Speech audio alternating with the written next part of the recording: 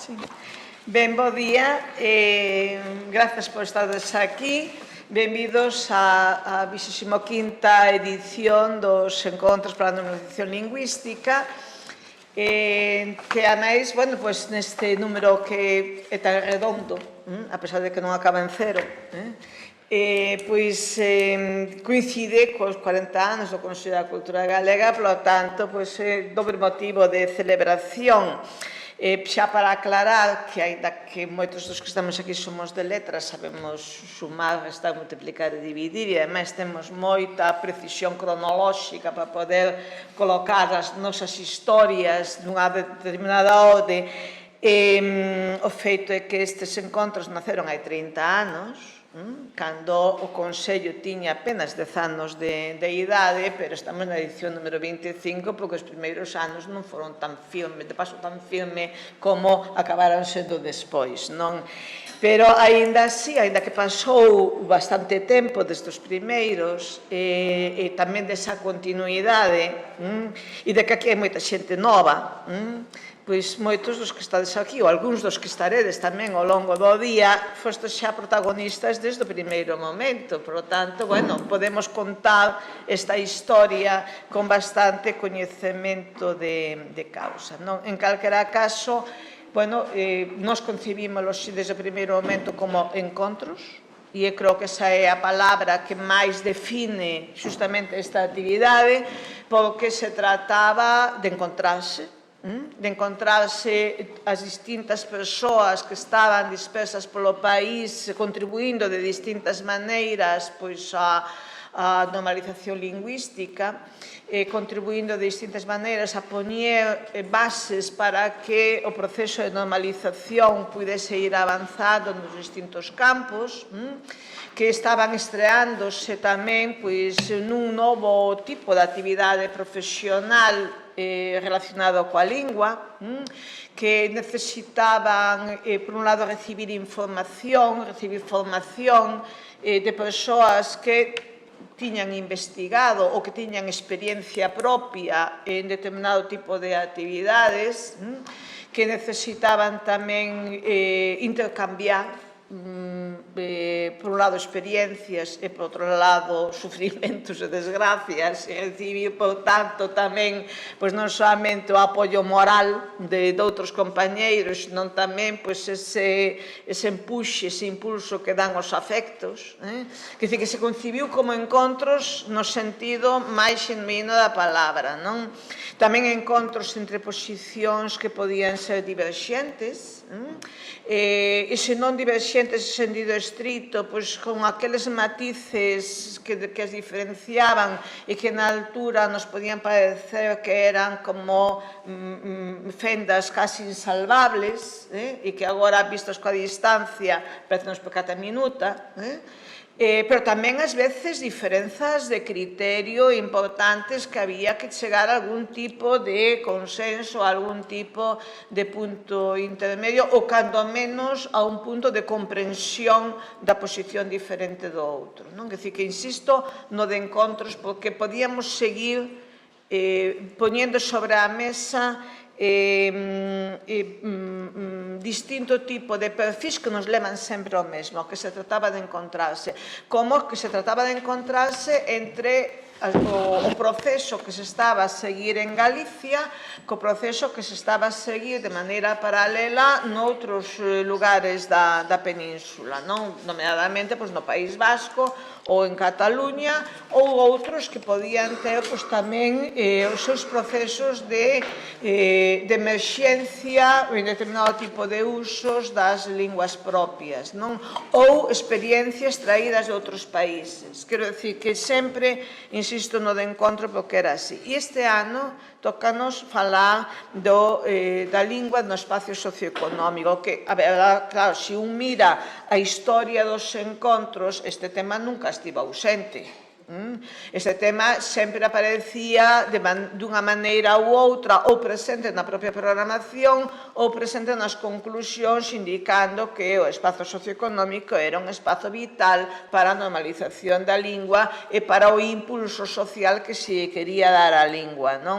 Tamén estivo presente este asunto en moita da programación do Consello da Cultura Galega fora dos encontros, tamén nos propios informes que nos elaboramos continuamente, porque en última instancia, cada vez que analizamos a cultura a cultura galega nun sector, o perfil de que pasa coa lingua está sempre presente, E, bueno, aínda que non é o tema dos encontros, pero chega da relación, sabedes que hai poucos días presentamos un informe sobre o valor económico do galego, que tamén debería contribuir a isto, Por tanto, é un tema que non estivo nunca ausente, pero que neste momento é o protagonista da xornada de hoxe. E o remato xa co agradecemento múltiple, por un lado, pola vosa presenza, por acudir desde novo ao encontro deste ano. Moitas caras son habituais nos encontros sucesivos, por tanto, o agradecemento vai multiplicado para eles, tamén os que nos seguirán a través de streaming, os que chegarán ao longo do día de hoxe e os que nos visitarán no futuro cando todo isto, como queda colgado, sempre está accesible. Pero cun agradecemento especial aos nosos convidados e convidadas que nos distintos tipos de aceptación do noso convite, tanto relatores como os que aceptaron ser entrevistados, como realizadores dos vídeos, as empresas, asociacións, etc. Por suposto, a Secretaría de Política Lingüística, que sempre nos acompaña, que vai tomar a palabra ao final, e tamén a Comisión Técnica, é dicir, realmente a Comisión Asesora do CDSG, que deseña, en realidade, estes encontros, toda ela traballando durante moito tempo para que os encontros primeiros cheguen a este punto de concreción e de realidade, pero logo tamén extraendo as conclusións que se derivan dos encontros e aprendendo desas conclusións para o futuro. Esta comisión técnica, xa digo, para min só merece agradecementos, porque realmente traballan moi ben ao longo de todo o ano, pero dentro de cada comisión técnica sempre ten que haber alguén que se poña ao frente do deseño, ou polo menos de recoller todos os fíos que van xurdindo e de darlle concreción ao programa. En este caso, se non me equivoco, foron Bernardo Penabade, Anxo Sobrino e Ana Iglesias, efectivamente.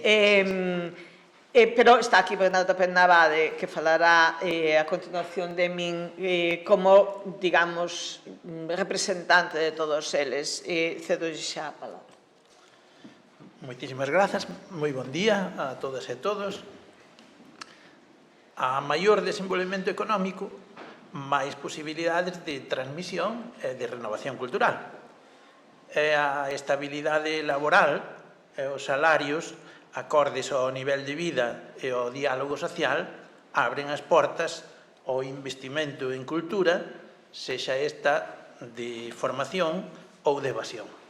Noutras palabras, a economía sustentável é unha firme fonte de cultura. E esta visión aglutinante na nosa tradición non consegue unanimidades. Ben de vello, Vicente Risco presentou-nos o comerciante Baldomero García como unha persoa agarrada, avarento e mesmo mesquiño. Dicía: cando na miña casa entra unha peseta, para que volva a sair, compre facer un expediente.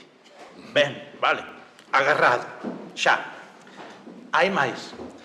Aquel mesmo Baldomero, emprendedor incomprendido, puxo, cito literalmente, puxo unha tenda nun buraco cheirento e escuro. Os adxetivos xa nos din claramente que visión se ten sobre el.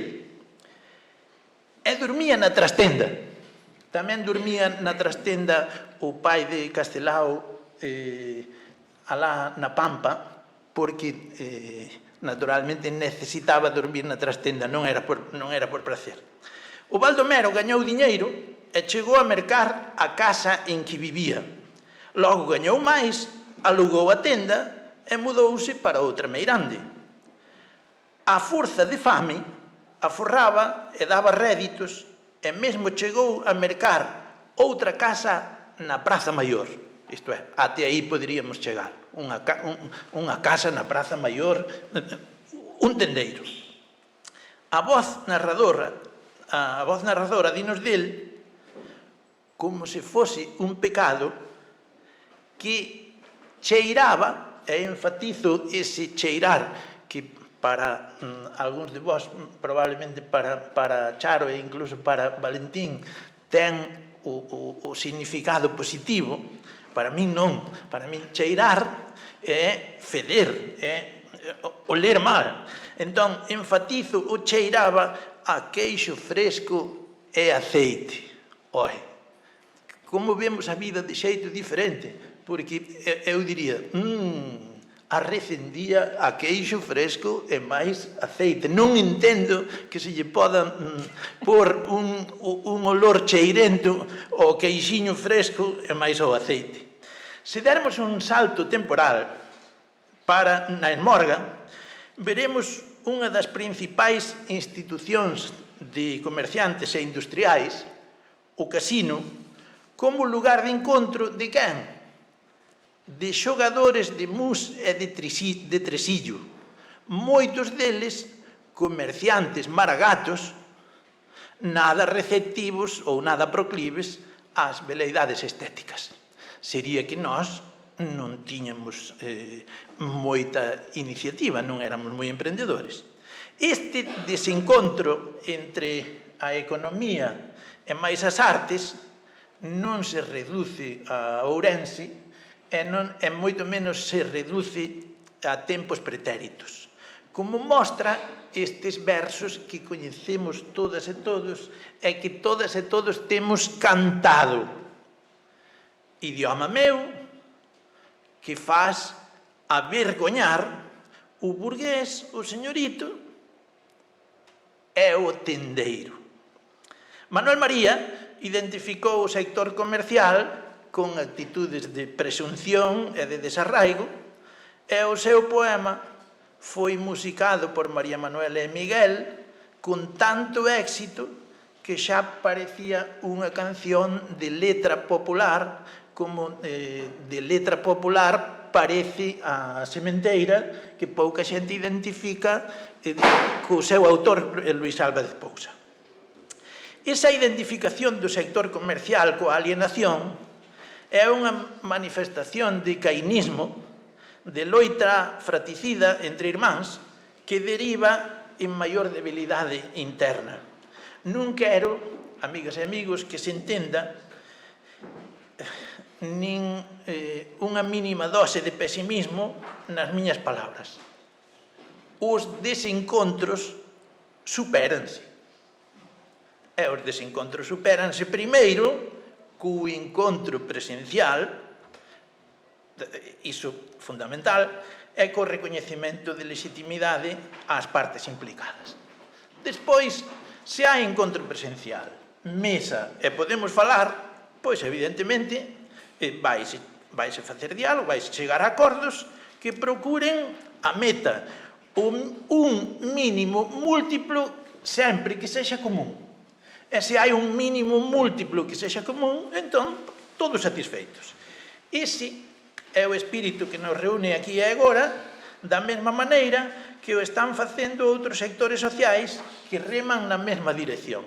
Felizmente non somos unha illa. Recentemente o Consello presentou o resultado da investigación sobre o valor económico da lingua, dixo agora a presidenta, a Mesa fixo público o informe da liña do galego, a Asociación Álvaro das Casas convocou o certame Bacelos de Prata, o Concello de Santiago fixo a entrega dos premios Manuel Beiras e o Foro Enrique Peinador celebrou o Día da Galeguidade Empresarial.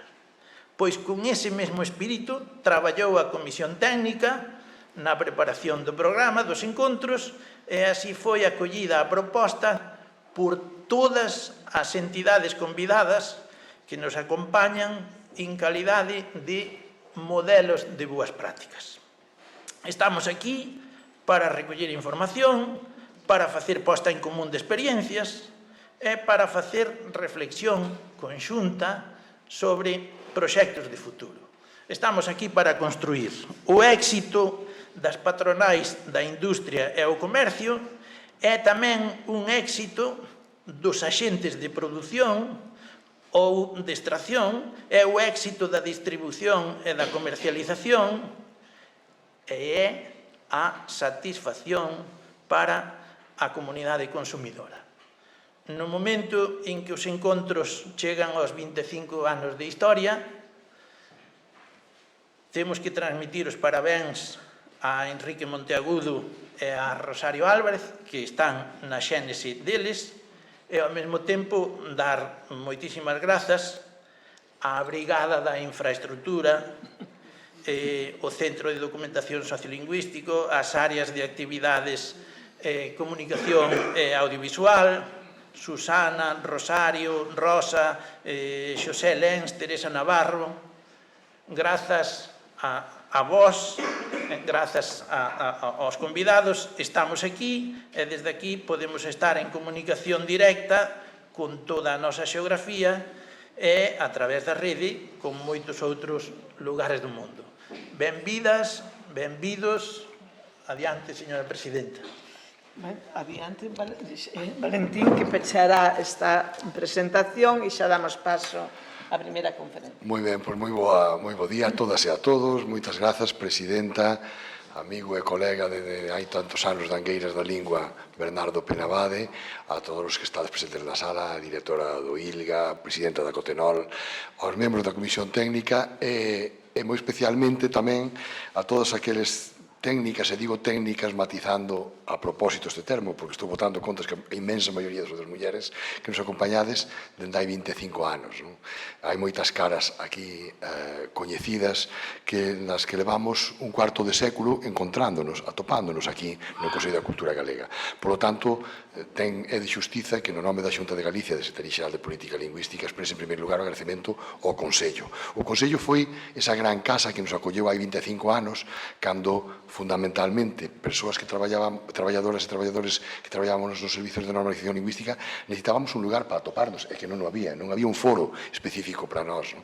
Logo engadiuse moitas outras profesionais, evidentemente, e debatiuse dun montón de temas. Estamos falando dun tempo por refrescar así un pouco a memoria, onde non había internet, as redes non existía aínda, e non podíamos nin imaginar pois o influxo que iba a ter para o uso da lingua aspectos tan fundamentais hoxe como poden ser, por exemplo, as redes sociais, a telefonía móvil, as plataformas de televisión. Non podíamos nin sequera imaginar o mundo no que vivíamos. É que son 25 anos, é un cuarto de século. Nada menos eu recordaba con Susana Mallo ao principio aquela intensidade con que vivíamos todas as cousas nos 20 e pico anos. 25 anos despois, seguimos atopándonos, seguimos demostrando que é preciso este contacto persoal, cando xa as tecnoloxías nos permiten facer moitísimas outras cousas. E, como dicía Bernardo, permítenos tamén facer balance, non? Eses balances que son tan importantes. Seguro, e xa voto por diante, que non teremos avanzado tanto como todos e todas que estamos hoxe aquí nesta sala quixeramos. Seguro que pudiamos ter feito todas e todos cousas moito mellores, moitos máis esforzos, pero tamén é certo que ese mundo que cambiou tanto, esa Galicia que cambiou tanto nestes 25 anos, estivo á altura de poder intensificar ou reforzar a presenza da súa lingua no ámbito comercial, que é o que este ano imos a tratar, no ámbito da socioeconomía. Non? Un ámbito nada fácil, que tradicionalmente sempre lle estivo vedado ou limitado en gran parte, e no que, como xa se dixo aquí tamén, pois non hai nin 15 días que presentamos un informe do Consello da Cultura Galega onde se nos di que ten un impacto directo de 1.440 millóns de euros na nosa economía, o feito de ter unha lingua propia, o que hai miles e miles de traballadores e traballadoras que teñen a lingua como ferramenta, como parte consustancial do seu postos de traballo en Galicia. Todo isto debe nos valer para conducir, para reflexionar, para analizar e para trazar o que queremos nun futuro nun ámbito tan importante para a lingua. Calquera lingua do mundo, o feito de estar no mundo económico, no mundo comercial, pois dota calquera idioma de prestixio, dota de utilidade, algo moi importante no panorama sociolingüístico en que nos manexamos, repito, nós ou calquera lingua do planeta. E o galego ten que saber estar aí. Conseguimos avances moi importantes, evidentemente, moitísimas outras cousas que faltan por facer e que seguramente sairán nas distintas palestras destas xornadas que se van a dar hoxe aquí, pero o máis importante de todo é todas e todos que estades aquí para presenciar, para reflexionar, para pensar, para axudar a deseñar ese futuro, todos os que nos acompañan tamén pola vía do streaming, e que, pola nosa parte, pois dicir que o apoio todo a unha lingua que ten futuro, que ten moitísimo que facer e ten moitísimo que proxectar no mundo económico. Sabemos que non é un aspecto fácil, sabemos que ninguén nos vai poñer trampolíns para poder dar saltos demasiado elevados, pero que sí, pouco a pouco no día a día podemos dicir que cada vez máis empresas, cada vez máis comercio, cada vez máis entidades se están dando conta do valor que ten ter unha lingua propia. E, afortunadamente, podemos ir avanzando.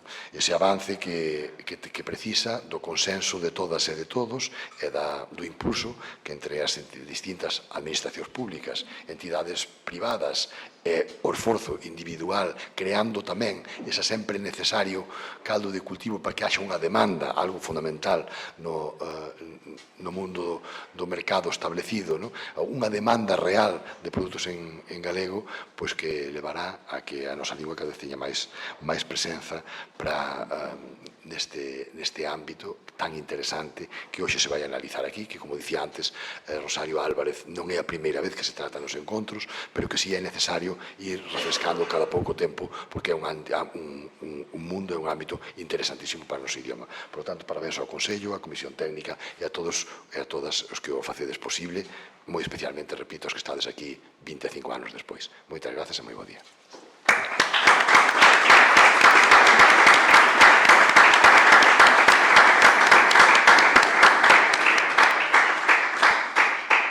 Ben, pois, sin máis dilación, chamamos á mesa Miguel Guisantes.